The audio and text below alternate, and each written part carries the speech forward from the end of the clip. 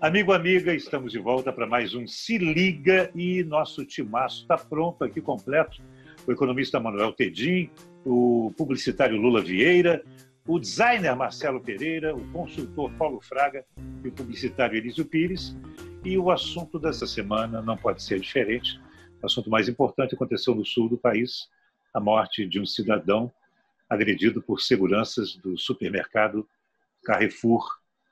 Imagens aparecem a cada instante e testemunhas serão ouvidas a respeito da história. E não tinham poucas testemunhas quando aconteceu essa morte por agressão do João Alberto de Freitas, que foi morto, segundo a perícia, por asfixia. Se você está com a gente, se inscreva na nossa página, dê um clique aí no sininho para ser avisado sempre que tiver um programa novo. E é bom, a gente gosta de saber que você está com a gente. Paulo Fraga, eu tenho muita dificuldade de falar desses assuntos. Por quê? Porque para mim isso é tão absurdo, tão descabido, tão sem eira nem beira, que eu quero ouvir vocês todos para formar algum juízo a respeito de uma coisa que eu queria ver acabar no Brasil, que é o racismo, ou a possibilidade de algum crime, que esse crime até, de repente, até a própria polícia julga que possa não ser um crime de racismo, né? Mas se a gente prega toda vez que é preto com branco, branco com preto, a gente põe racismo na história. Paulo Fraga, como é que você viu esse episódio? Pois é, eu confesso a você de que é um crime horroroso, inaceitável sob todos os aspectos. Confesso de que o que me chamou a atenção não foi a cor da pele das pessoas envolvidas. E acho que nós temos um clima de ficar somatizando ou polarizando coisas que a gente nem tem certeza se, de fato, a motivação foi uma motivação racista ou não. O crime é horroroso, merece toda a repulsa da sociedade, de nós, mas eu tenho minhas dúvidas com relação a isso. E por uma razão muito simples. Eu, particularmente, convivi no meio de pessoas de cor, negras, não importa o tipo de cor, e nunca tive, em nenhum ambiente que eu frequentei toda a minha vida, qualquer tipo de orientação ou questões de natureza racial. Acho que a gente tem, e que é inegável, questões relativas ao tema, mas talvez mais concentradas na ótica do preconceito social do que o racismo propriamente dito, sem aquela questão maior da segregação que existe nos Estados Unidos. Eu acho que, para um início de conversa, é mais ou menos isso, entendeu? Marcelo, como é que você viu esse episódio? Você sabe que quando eu olho as cenas, eu não vejo cor ali, talvez seja coisa da minha cabeça, eu não vejo cor de ninguém ali. Para mim, todo mundo é da mesma cor. Eu acho que você dizer que foi motivado por racismo, né, é uma coisa muito difícil, né? É quase impossível de você, num caso como esse, você dizer é um crime, claro, é um crime horroroso que não tem, em contexto nenhum, justificativa nenhuma, né? Mas a gente tem que ver, se você pegar a maioria desses tipos de crime que acontecem, coincidentemente, a maioria das pessoas, das vítimas, é negra, né? Ou parda, enfim. Isso tem a ver provavelmente com a classe social da pessoa, como ela está vestida e tal, mas eu acho que também há um componente de raça nesse aspecto, porque é como quase se a cor da pele desse uma licença maior para essas pessoas agirem dessa forma, sabe? Eu acho que tem um pouco isso também. Então, quer dizer, eu acho que há um componente de racismo nesses episódios. Eu me lembro aqui na Praia do Flamengo, teve um moleque lá que foi linchado mesmo, foi amarrado com corrente, parecia que estava num tronco da época da escravidão lá. Então, ninguém vai admitir que é racista ou que foi motivado pelo racismo, mas eu acho que, de certa forma, está num clima assim, acho que é quase como se fosse uma licença para o cara agir de uma forma mais contundente em situações como essa, sabe? Eu vejo um pouco dessa forma. Apesar de concordar com o Paulo e com vocês de que realmente é um tema delicadíssimo, muito difícil de ser tratado, porque qualquer consideração que se faça que vai contra o que os movimentos negros e as pessoas, os militantes pregam, isso é uma coisa que gera uma negação e uma ausência de diálogo enormes, né? Mas eu acho que eu vejo um pouco por essa forma. Elísio, não que eu acredite que no Brasil não tenha racismo numa quantidade muito maior do que a gente gostaria. Não, eu tenho certeza que sim. Conheço gente racista. Embora, no nosso círculo, essas pessoas, não, primeiro, que não viram nossas amigas. Segundo, que quando a gente conhece, a gente estranha profundamente. Esse crime em particular, Elísio, como é que você viu esse crime que deixa essa dubiedade aí e está servindo agora de bandeira para os movimentos raciais de defesa do fim do preconceito? Por tudo que eu assisti, a reconstituição toda, né, dentro do supermercado, na saída, aquela cena horrorosa, né, da morte, que lembrou muito aquela dos Estados Unidos, né? Mas ele não tem a característica específica de crime racista. Eu acho que não tem. Eu acho que é apenas um momento de lembrar que o racismo está presente na sociedade brasileira. É só lembrar que o último país das Américas a acabar com a escravidão foi o Brasil. O Rio de Janeiro era a grande sede, né, de comércio de escravos de toda a América. A gente vendia... Fomos libertar, inclusive, uma capital lá na África só para poder liberar mais escravos para aqui para o Brasil. Então, eu acho que é apenas um pretexto. Esse crime, eu acho que não tem as características básicas de um crime de racismo, mas não dá para fazer de conta de que não tem racismo no Brasil, como fez o presidente da República e o vice-presidente, né? Você leu assim, Lula, que o presidente e o vice se negaram a acreditar ou a dizer que há racismo no Brasil, ou eles estavam atentos a esse fato em particular? Os dois foram absolutamente infelizes. Aliás, como são? O nosso vice-presidente está se especializando em platitudes. Quase que ele diz para quem o entrevista o seguinte: vou falar burocraticamente como vice-presidente. Ele não passa credibilidade. Ele fala aquilo que seria um ritual do cargo de vice-presidente. Ele não pode discordar do presidente, então ele fica botando panos quentes. O vice-presidente, o nosso general, pode ser esquecido aí. O presidente fez lambança de sempre. Ele é um negacionista, ele não tem argumentação sólida, ele foi infeliz, como tem sido ultimamente em tudo que abre a boca. Agora, vamos voltar ao fato de Porto Alegre. Eu acho que sim, que houve racismo, e mais, acho também que se evidencia a falta absoluta de preparo nessas forças imensas que estão sendo criadas com o nome de segurança particular.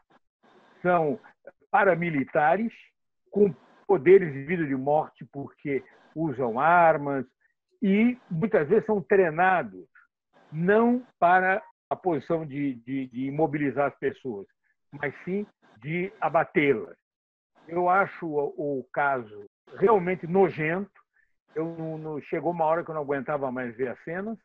Não acredito que tenha racismo na motivação inicial, mas também dizer que não houve é fugir de uma questão tal como o vice e o presidente estão fazendo. Eu acho que essa questão não pode passar e deve ser discutida. Mas, nesse caso específico, eu acho que foi uma estupidez própria desses ambientes violentos que são criados, desses paramilitares.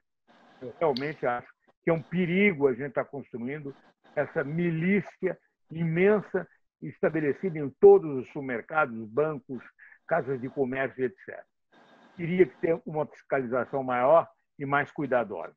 Manuel, a globalização, o fato de repente, a gente ter acabado de sair de um conflito que ainda tensiona os Estados Unidos, né, com a morte por esse policial muito bem lembrado aqui, né, asfixiado, essa globalização não traz um comportamento também globalizado de resistência, de revanche, de tomar lá da cá, como a gente viu, destruíram um supermercado em São Paulo, continuam de toda forma ameaçando os demais, de forma os funcionários até andarem com medo.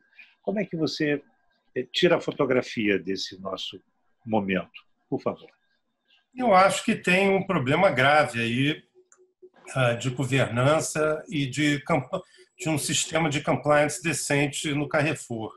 Na questão social do Brasil, não tem a menor dúvida que há uma influência do movimento Black Lives Matter, e cabe, eu acho que na verdade cabe. Se você olha para qualquer indicador de violência, os negros são sempre os mais prejudicados, não tem dúvida nenhuma, isso está mais do que estabelecido.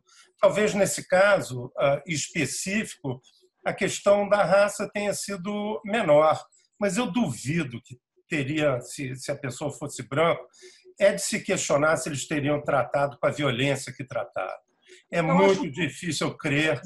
Eu acho que é por aí, né? Eu acho que é isso. Quer dizer, o que motivou a violência pode ter sido um ato de desonestidade, um ato equivocado do cara, mas se a pessoa fosse branca, eu duvido que teriam agido com a violência que agiram. Duvido. É muito mais fácil agir com violência contra um negro no Brasil do que contra um branco. Porque respeita mais, pode ter mais conexão, é mais escolarizado, tem advogado, é outra história. Então, eu fiquei absolutamente indignado. Eu tenho convicção que eles agiram com esse rigor, com essa violência, com esse desatino absoluto. Então, apesar da motivação talvez não ter sido racial, a consequência, o ato, a violência, a quantidade o tamanho da violência usada, eu tenho convicção absoluta que foi uma questão racista. Pois é, Marcelo, ouvindo o Manuel e sem discordar dele, ele coloca uma questão aí muito clara. Nós somos um país absolutamente racista. Se o tratamento de cobrança de comportamento de cada um de nós é feito graduado pela cor da pele, nós estamos fritos. E é o que o Manuel acaba de colocar, e eu não sei como dizer que não. Concordo. É só ver pela nossa história, né? O Elísio estava falando como o Brasil foi entreposto em um receptáculo de escravizados da África, né? O Rio de Janeiro foi a cidade que recebeu mais escravos do mundo, das Américas, e Salvador a segunda. Né? Uma coisa absurda, né? Gigantesca. Né? E a gente sabe que o legado da escravidão não foi resolvido, né? Assim, não houve nenhum tipo de reparação na época, né? E nunca depois. Isso gera sequelas, né? É claro que isso está ligado também a uma questão social, como o Manuel bem frisou, mas isso só reforça essa questão, né? Porque os negros não conseguem sair dessa condição social mais embaixo da escala, né? Marcelo, só para lembrar, você citou Salvador aí, que era um dos grandes polos de escravismo, né? Era Salvador, né? Era a Bahia como um todo. Só para lembrar, a maioria absoluta da população de Salvador é negra. Claro. E nunca elegeram um prefeito negro em Salvador, até hoje. Quem tentou fazer isso foi um tal de Antônio Carlos Magalhães, já ouviu falar, não? O tal de Antônio Carlos Magalhães, que tem um neto que é grande sucesso com o prefeito de Salvador, ele tentou eleger um negro de Salvador e não conseguiu. São Paulo já teve um prefeito, né? Mas é melhor não tocar nesse assunto. Né? Não. Pois é. A nossa história Lula Vieira é complicada. Quando a gente tem o primeiro prefeito de uma metrópole como São Paulo, de cor preta, ele sai pelos fundos. Quando a gente tem a primeira mulher presidente desta pátria, dessa nação, deste país, ela sai pelos fundos. Toda a tentativa nossa de querer quebrar essas correntes de de prisão mesmo que nós temos em relação às minorias, a gente quebra a cara. É isso mesmo, Lula? Pita é uma excrescência, não no sentido de que ele é abjeto, era abjeto, mas sim no sentido de que a carreira dele foi muito diferente da média dos pretos nesse país. Sim. Ele era o popular preto de alma branca mesmo. Ele era um cidadão diferenciado por todos os motivos. Educação, ele achava que era o Michael Jackson, Lula? Ele achava que era o Michael Jackson. Ele ia embranquecendo aos poucos. Ele era o Dorian Gray. Ele tinha um quadro que envelhecia no lugar dele, ou embranquecia no lugar dele. Então, eu não usaria o Pita como exemplo, não. Pita é fora da curva em todos os sentidos, como ser humano, como cor da pele, como tudo, como político, como prefeito. Também a Dilma não representa necessariamente o lado da mulher como política. Era mais uma dos políticos. Eu não acredito que a gente possa carimbar na Dilma qualquer representatividade em relação à sua condição de mulher. Agora sim, há uma nova geração de mulheres que foram eleitas com a visão de procurar contribuir na integração a bem do país das mulheres na sua gestão, a gestão do país como um todo, em todas as suas vertentes, com todas as suas fases. Então, eu acho que são dois pontos fora da curva, a dona Dilma e o nosso querido governador, nosso querido prefeito de São Paulo, Pita. Então, deixa eu retomar a história. Eu acho que não vale. Então, concordo totalmente com você. O Pita não é preto e a Dilma não é mulher, caracterizando-se esse perfil da mulher média brasileira e do homem preto médio brasileiro. Agora, voltando ao assunto da cor, do racismo, Paulo Fraga, sabe o que me preocupa é a gente cair numa rotina agora de que todo caso que envolver preto e branco vai ser um caso de racismo. Não só para um lado. Vou te colocar uma questão a mais. No contrário, também, outro dia eu citava até na rádio, um ouvinte me procurou queixando-se justamente disso, de um crime racial de um casal de pretos em relação a ele branco. Começa um movimento, Paulo? Ou eu estou vendo fantasmas? Muito pelo contrário, eu acho que a tua leitura está muito clara e vai um pouco de encontro ao que você comentou antes dessa questão globalizada, né? Nós estamos, até por conta dos excessos da mídia e de uma maneira inteiramente emocional de explorar os assuntos, de dar a eles uma dimensão que possivelmente eles possam não ter, entendeu? Então, eu acho que a mídia tem uma culpa gigantesca nesse processo, não só pela forma como cobre o assunto, mas pela maneira como explora de maneira negativa e pejorativa comentários de pessoas que devem ser, estando de acordo ou não, respeitadas. Eu estou me referindo ao caso do vice-presidente da República. Do presidente nem vale a pena comentar, porque ele não fala nada com nada, entendeu? Agora, ele faz um comentário jocoso, inteiramente inadequado, dizendo que ele é daltônico, entendeu? Ele não tem noção daquilo que ele fala, porque ele é medíocre, inclusive na sua própria alma, entendeu? Não é só mediocridade intelectual, é mediocridade de alma, de sentimento e de respeito pelas pessoas, né? Enquanto o vice-presidente mencionou naquilo que ele disse, e eu não estou aqui defendendo o vice-presidente, até porque ele não precisa disso, de que ele fez uma comparação ao período em que ele viveu nos Estados Unidos, em que a coisa lá é muito mais intensa, muito mais dura e que vai para os caminhos da segregação, né?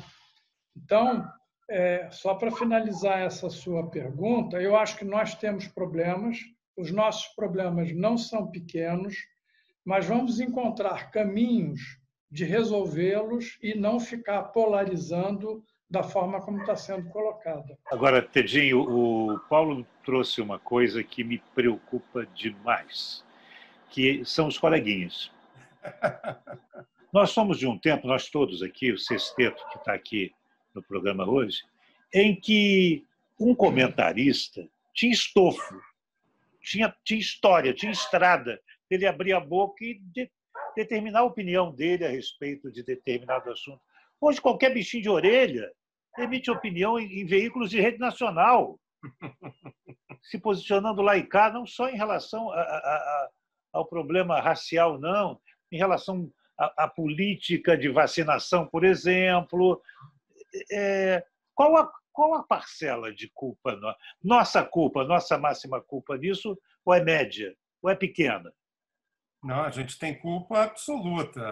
Eu acho que o consumidor nessa história tem total culpa, porque ele está apostando aí nisso, quer dizer, ele está assistindo isso, comprando isso. Talvez você tenha exagerado um pouco, mas eu entendo onde você quer chegar. Acho que tem muita gente ruim falando em canais que tem bastante audiência e aí complica. Tem todo esse outro lado agora dos influenciadores, né, no Instagram, no YouTube. Esse povo, sim, às vezes tem dezenas de milhões de pessoas seguindo, e são pessoas divertidas, atraentes, talvez, para a grande massa, mas totalmente desqualificadas, despreparadas e muitas vezes falam e fazem bobagens absurdas. Eu acho que está mais do que tempo dos jornais e dos canais de notícia e tal estarem mais representados pelos negros. Você já viu uma transformação muito marcante na Globo e na Globo News. Engraçado que é recente, tá? Sempre teve apresentadores, comentadores, jornalistas de diversas raças e tal. Sempre tem alguém comentando, não é só um jornalista, mas alguém comentando. Eles estão tomando esse cuidado e eu acho saudável. A gente discordar deles não significa que eles não sejam bons profissionais. Eu gosto muito da Flávia Oliveira, mas discordo muito dela, por exemplo, para dar um exemplo. Mas, de uma maneira geral, eu acho os caras bons, de uma maneira geral. E eu tenho um viés que eu não assisto muito a outros canais, então eu posso estar enviesado. Também fazer uma observação, que a presença de pele negra não é só no jornalismo. Olha o anúncio da Dolce & Gabbana. Linda, né? Linda, aqui. Linda. Dolce & Gabbana. Alguém podia imaginar, 10 anos atrás, aqui no Brasil, uma modelo dessa posando para Dolce & Gabbana? Aqui. Na publicidade, já se passou a régua. Há comerciais hoje, se você prestar atenção, nos mais variados canais de TV... Eu acho até que tem um certo excesso. Exato. Você pega um bloco onde alguns comerciais tem gente preta do começo ao fim. Isso. Graças a Deus. Não tem branco? Né? Graças a Deus. Mas graças a Deus, não é? Graças à cabeça dos publicitários de hoje. Agora, Lula Vieira, a Globo sempre teve um problema seríssimo com botar gente de pele negra no ar. Eles conseguiram, durante muito tempo, só incensar dois, que são a Glória Maria e o Heraldo, que está na Globo News, e tudo mais bateu na trave e saiu. Mas não hoje é fácil. Não, mas hoje tem a Flávia. Tem a Flávia, você tem uma apresentadora da Tem Globo a Maju News, no Hoje. Tem a Maju. Hoje você tem mais quantidade, graças a Deus, até porque a gente esperava que isso acontecesse mesmo com a formação de mais profissionais. Tem a Aline também, que é genial. Aliás, talvez seja a minha predileta de todos, é a Aline. Isso, também acho. Às horas da manhã. Isso. Eu acho o seguinte... Prefiro a Natuzanelli. Eu acho muito bacana. É uma nova visão. A Globo tem duas coisas que a Globo mudou. Uma é perder o estereótipo do tipo. Ela tinha um tipo que era aceito e que era obrigatório. Jovem, de terno, cara de rico, etc. Hoje eles mudaram. Isso é muito bacana. Em relação a mulheres, em relação aos pretos. Quer dizer, eu acho isso uma evolução. E mais, hein? Uma coisa que a Globo está deixando acontecer, e eu acho magnífico.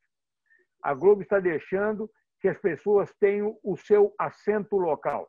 sua voz local. Uhum. Eu não estou chamando de sotaque, porque senão tinha que ter uma língua-mãe e as suas maneiras diferentes de falar. Antigamente se dizia que era no Maranhão, em São Luís, que havia o português clássico. Depois havia o sotaque carioca, paulista do interior, paulista do Brás e etc. Esquecer um pouco esse lado e achar que está muito bacana essa nova visão da Globo de permitir que as pessoas tenham o ligeiro sotaque de sua terra, o seu paulistês, o seu gaúcho, o seu cantar nordestino, nortista, que são todos diferentes e mostram a diversidade brasileira, como também essa presença de todos os tipos.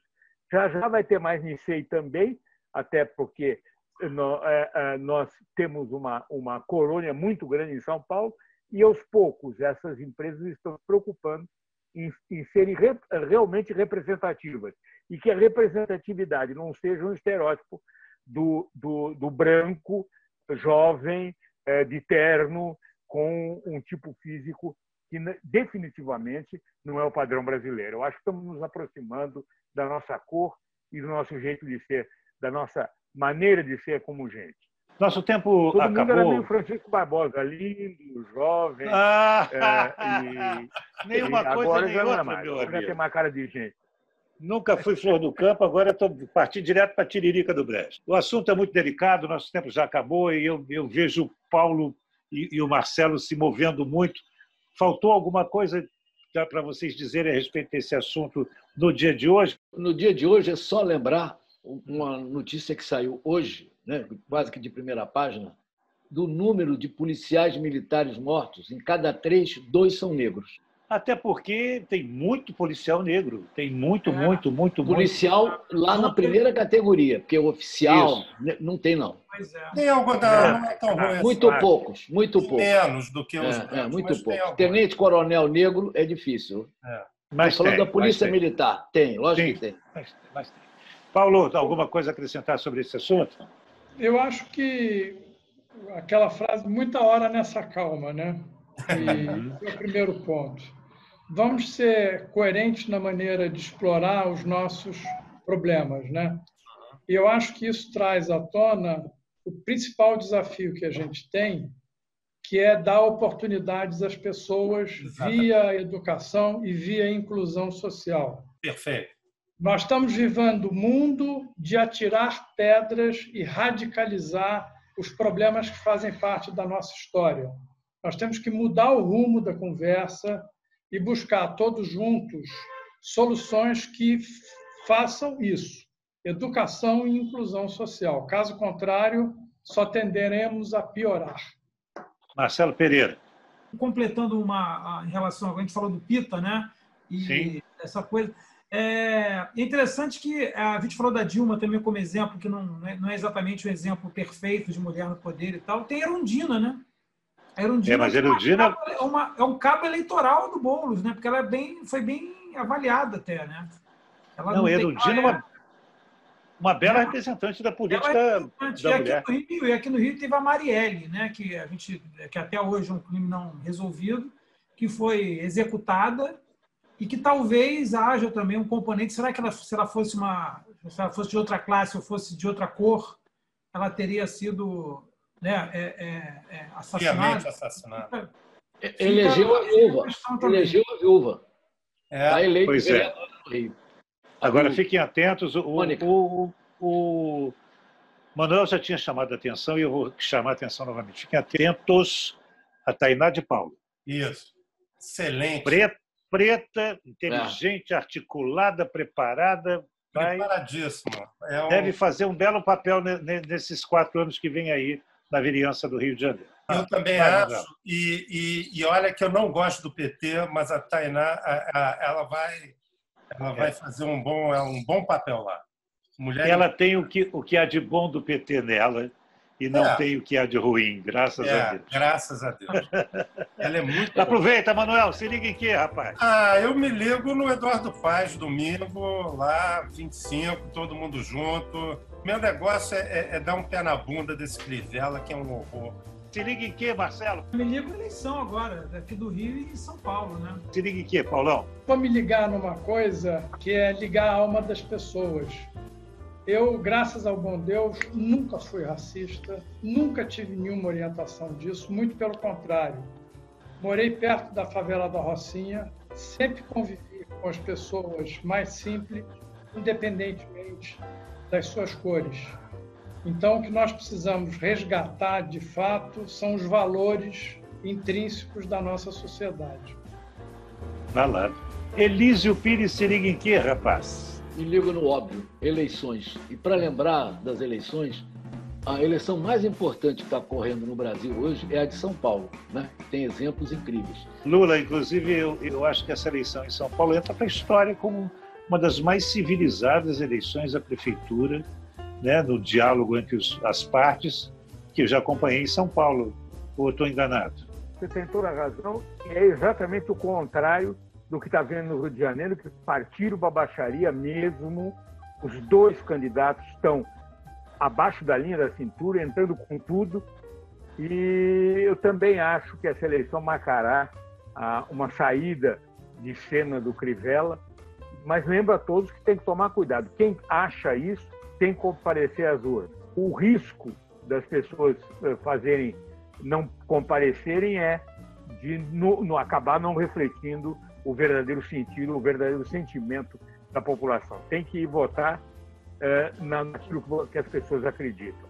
E eu também acho que o Crivella encerra sua carreira como administrador, pelo menos aqui no Rio de Janeiro.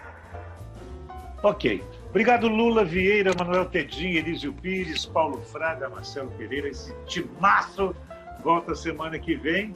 E já falando de prefeito eleito, né? Olha que coisa boa. Vamos aqui comentar a respeito da eleição mais uma vez, mas já com o prefeito já apontado para janeiro. Já nos Estados Já Unidos. nos Estados Unidos, mas vai acabar, calma. Você é muito apressado, Marcelo. Está acabando, está acabando. Já na... O Marcelo acha que eles são tão eficientes quanto a gente em É verdade. É uma bobagem. Marcelo, eles são americanos. Eu morar num país que a reeleição demora 3 meses. Pois, se tivesse aqui morando no Brasil, tinha se dado bem. Senhores, até semana que vem. Valeu.